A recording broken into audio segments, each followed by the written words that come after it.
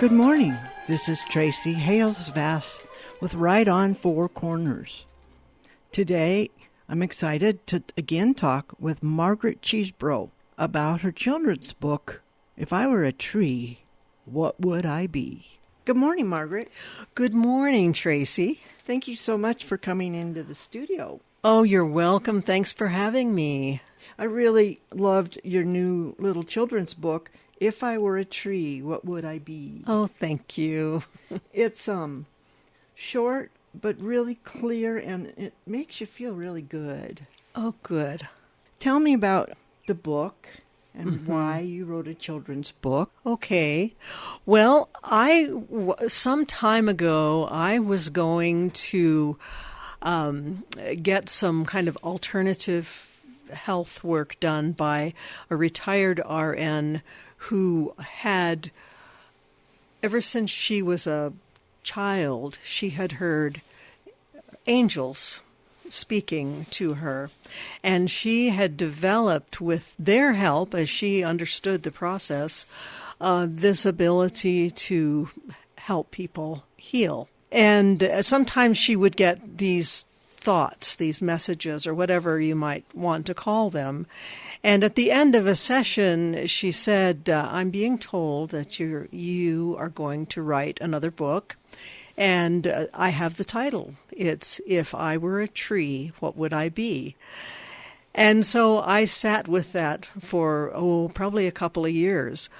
I would start out trying to write it. If I were a tree, I would be a teacher. If I were a tree, I would be a doctor. If I were a tree, I would be a soldier. It just totally fell flat. And so I thought, well, okay, maybe I'm being given the opportunity to write this book, but it's just not gelling for me. And then one day, a friend and I had a booth at the Whole Expo in Durango, which occurs the weekend after Labor Day every September. And I was selling my other two tree-related books there. And people were coming by the booth and telling me how much they love trees. And I mean, they were just, you could tell how delightful trees were to them and how much they really enhanced their lives. And so I was just glowing with all of this. You know, it just felt so good to me because I love trees too. And in a lull in there weren't so many people going by our booth. And so in that lull, I was just sitting there, and the thought sort of popped into my head, if I were a tree, I would be your friend. And oh my gosh, that night I woke up at 3:00 in the morning and I started writing. And the next day, I finished the book. Oh, it was done. And, of course, there were little editing things and that went on. And I had a friend later, after I had completed the manuscript, who said, you read that over the phone to me. So I read it over the phone, and I could tell there was one place where the two words just didn't sound good together. But that's how fast it came together once I understood what the concept was supposed to be. Oh, I love that. Yeah. And who illustrated this? It was a lady that the publishing company used. They asked me what kind of illustrations I wanted. Did I want realistic ones or other ones that weren't so realistic? And I wanted ones that looked realistic. And so they pulled from the artists that they knew, they pulled her. And I was really happy.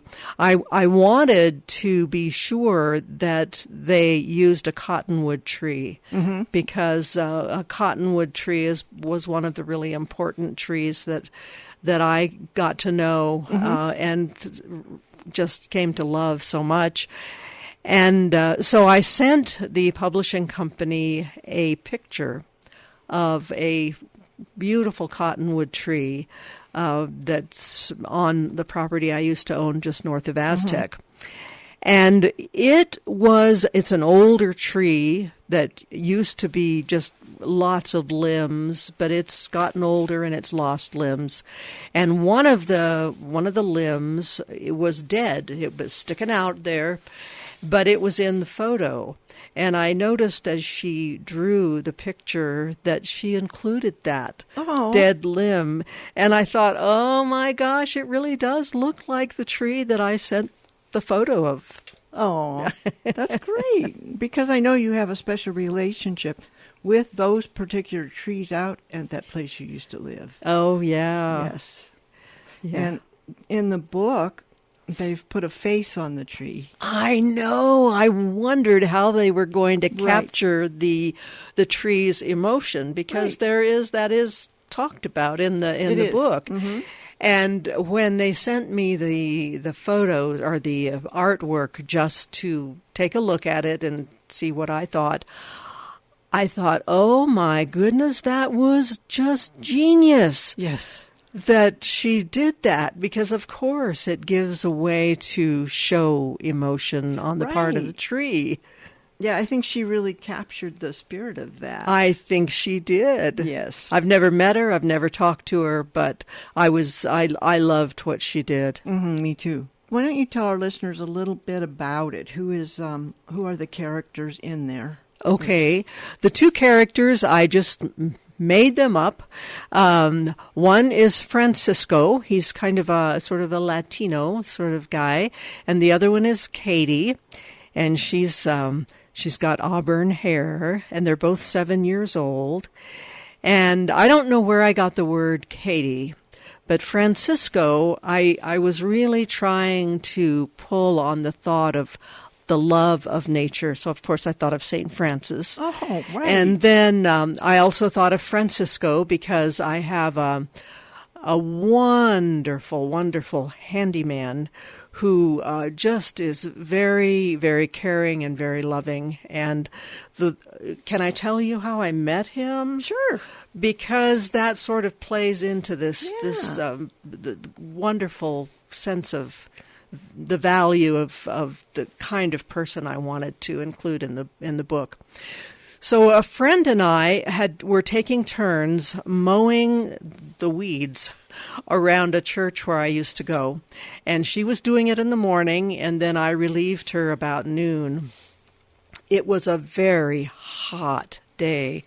And so I was out there mowing and mowing and mowing, and I thought, oh, man, I don't think I'm going to be able to make one more trip around this huge yard. But I went as far as I could, and then all of a sudden I looked over to the side, and there was this monster lawnmower mowing right beside me. And I guess I didn't hear him because my lawnmower was making so much noise. And there he was, just mowing. And he said, I saw you in the morning. He thought I was the other person. I saw you in the morning, and I said to the person who's with me, when we come back this afternoon, if they're still there, I'm going to stop and help. And that's what he did. Oh. And the lady who was there helping him, she brought me an ice-cold bottle of water. Oh, it felt so good. And this was Francisco. Oh. And in 5 or 10 minutes, he had finished that whole thing that would have taken me forever to do. Oh. No charge. He just did it out of the goodness of his heart. Oh, that's great. And so I thought, Francisco Lopez, that's what his name is. Oh. And I thought, okay, that would be a wonderful name, not only St. Francis, but the spirit of people who operate like Francisco does. Right, very nice. That just makes it mean that much more. Yeah. So these characters, this boy and girl that are 7, mm-hmm. Were they friends before this? Yeah, they knew each other, okay. But they didn't really recognize how much they love trees. And they knew they liked to be around trees, and they didn't realize that each one of them could really kind of, when they were around trees, they could just almost hear them with their hearts. And that was a revelation to the two of them, that somebody else besides themselves could actually sense what trees were feeling or thinking or whatever trees do, picking up on that. Yeah, it's wonderful how they reveal to each other how they feel the tree in their heart. Yeah. I love that. Yeah. Now, before this, you had an award-winning young adult novel. Yes. Tell us a little bit about The Healing Tree. Oh, yeah. The Healing Tree is, I tell people it's for ages 9 to 100 because adults like to read these kinds of books too. Absolutely. So it's set just across the street from where I used to live, north of Aztec. Mm-hmm. And it's about these 3 kids on their way to summer camp. Mm-hmm. They don't think they know each other, but they discover that through time they've been chased by this evil woman. Oh. And she wants their blood so she can stay young. And because it matches theirs pretty well. And she wants their amazing connection with nature, like trees, the river, birds, so she can control the world. Because that's what she wants. She wants to control everything. And so they get to camp, and she's waiting for them.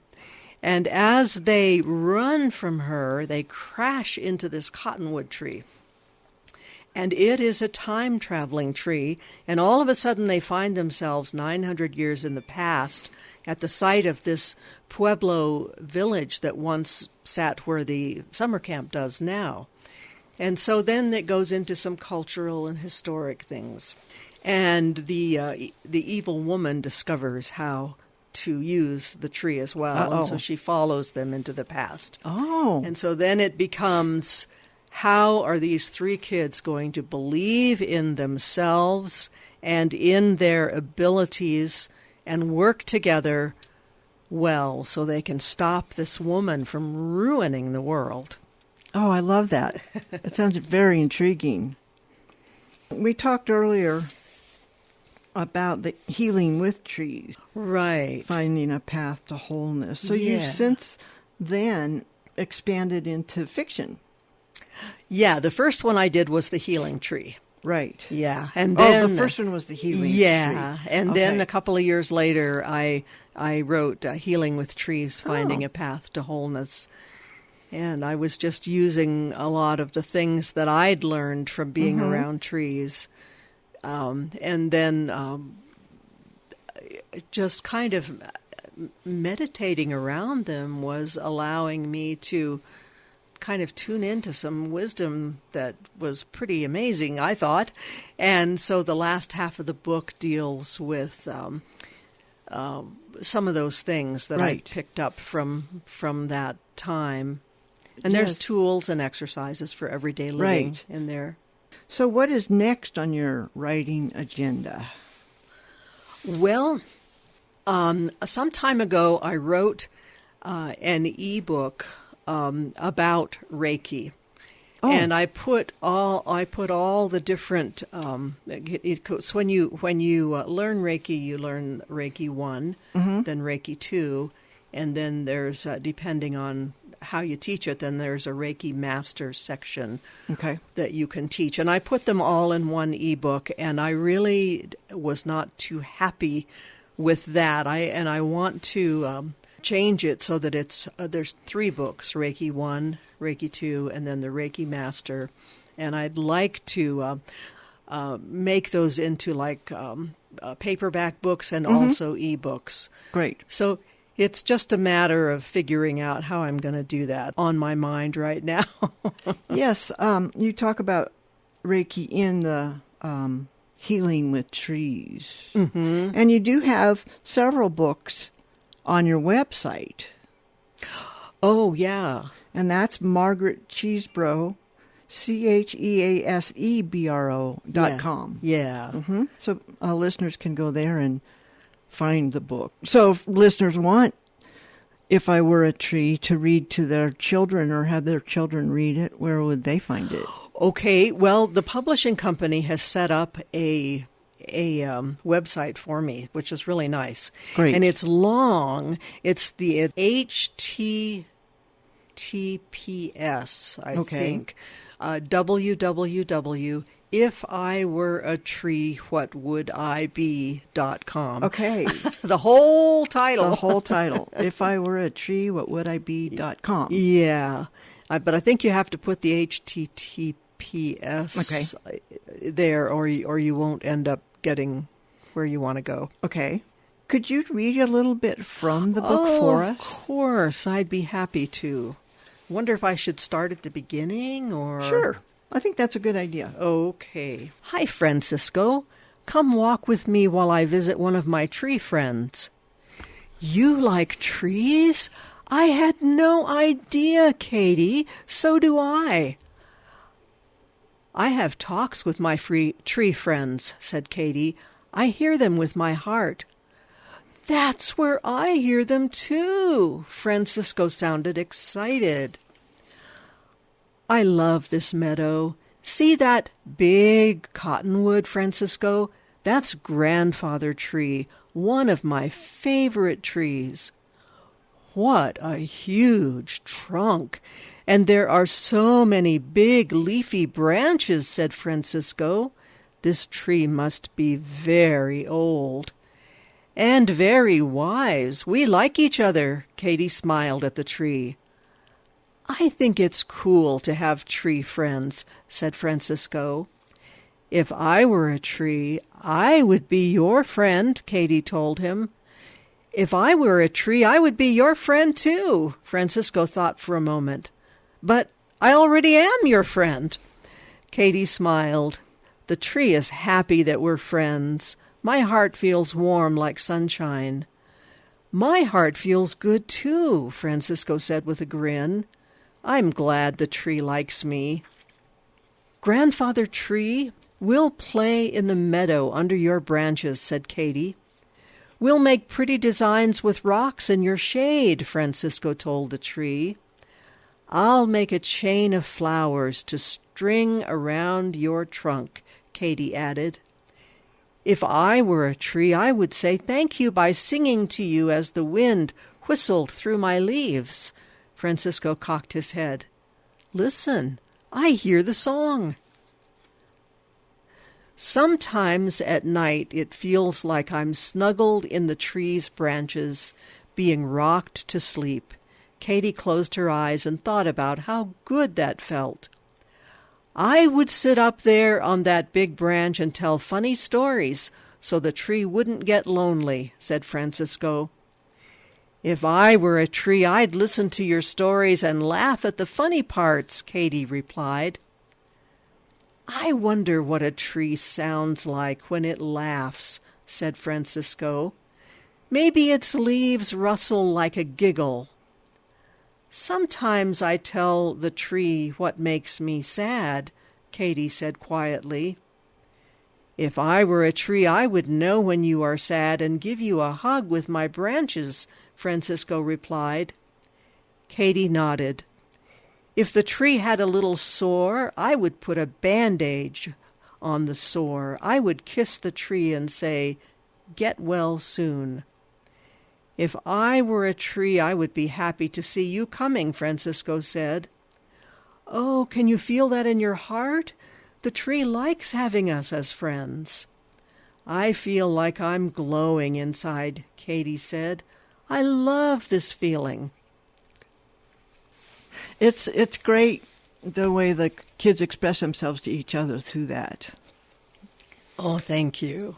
And don't you think that kids around that age and even younger actually are more sensitive to things like the trees? I think so. Yeah, I do. I think they are. And I think kids today, maybe even more so, are a little bit like that. Right.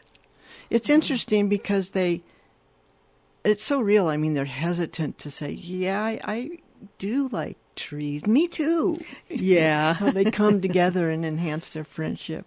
Yeah. It's great. Oh, it's thanks. Very good. Thanks. Yes. And that all came out at 3:00 in the morning. You know, it just flowed. I love that when it happens. Yes. It doesn't that often, but yeah. Yes.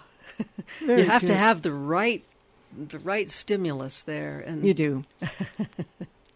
So you're working on another, or organizing your other Reiki books.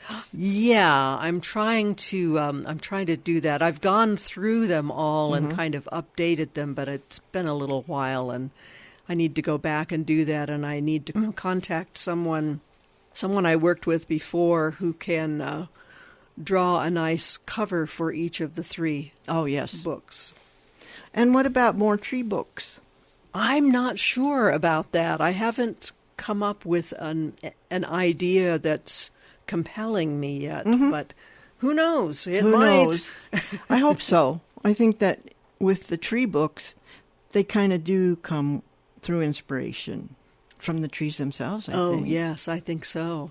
And I like to think that that lovely cottonwood tree that I call the grandfather tree and sometimes the healing tree, the one that I sent a picture of it to the publishing company, I like to think that maybe it would be happy to know that it was remembered. I believe so. So did you find a lot of difference? I know that you say you wrote this through inspiration, and the young adult novel, how do you write for young adult, differentiating how you write for children? Oh, yeah. I'm sure I know there are word charts you can use. I just didn't do that. I just tried not to use really big words.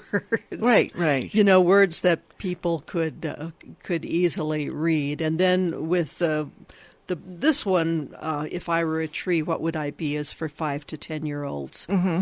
So I just tried to use simple language and shorter sentences and things like that. Right. And you say 5 to 10-year-olds, but I can easily see a little younger child sitting on mom's lap having this book read to them because it's beautiful. Yeah.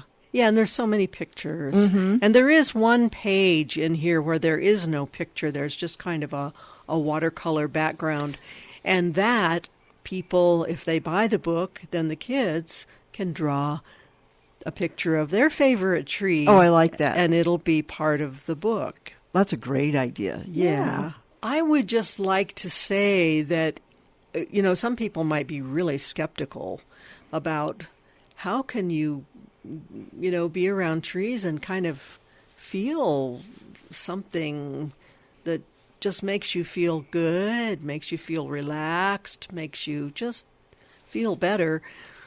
But I think a really good way to sort of just enjoy being around trees is to go down the river walkway that runs through Farmington that's so beautiful, and just take time standing near some trees and choose one. And just, you may think you may feel awkward about this, but just if it's a tree that you think is beautiful, just tell it how beautiful it looks. Because trees really like to be acknowledged.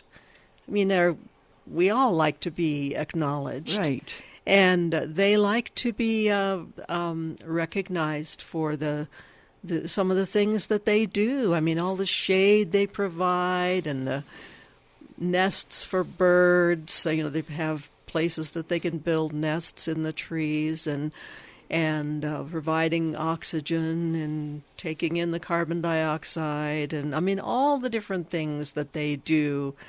If you just stand by a tree and be thankful, just be thankful to it. Say, thank you, tree, for all that you do. And then don't just walk off. Just stay there and wait for a little while and just sort of be aware of the tree and see if you don't sense something in your heart that might just, who knows what it could be. It could be thank you. It could be a sense of love. It could be just relaxing, giving yourself time to just maybe meditate in a way by talking to the tree.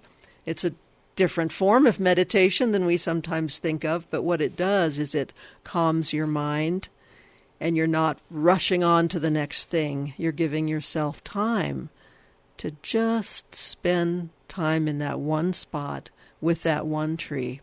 I tended to be a little skeptical until I read Healing with Trees and talked with you about that. And it's a matter of just opening up and putting aside doubts and skepticism and just saying, I mean, they're living creatures. Absolutely. So why do they not? I mean, of course they're going to have a consciousness. Yeah. And that's great. Yeah, with that one book, I think it opened up a whole realm of communication for me. Oh, thank you. I know my publisher was going through, it was a different publisher than this picture book, but she was going through a rather difficult time, and she said, you know what, I just read that book almost every day because it's really touching me and helping me get through this tough spot. So I can see why, yeah. Yeah.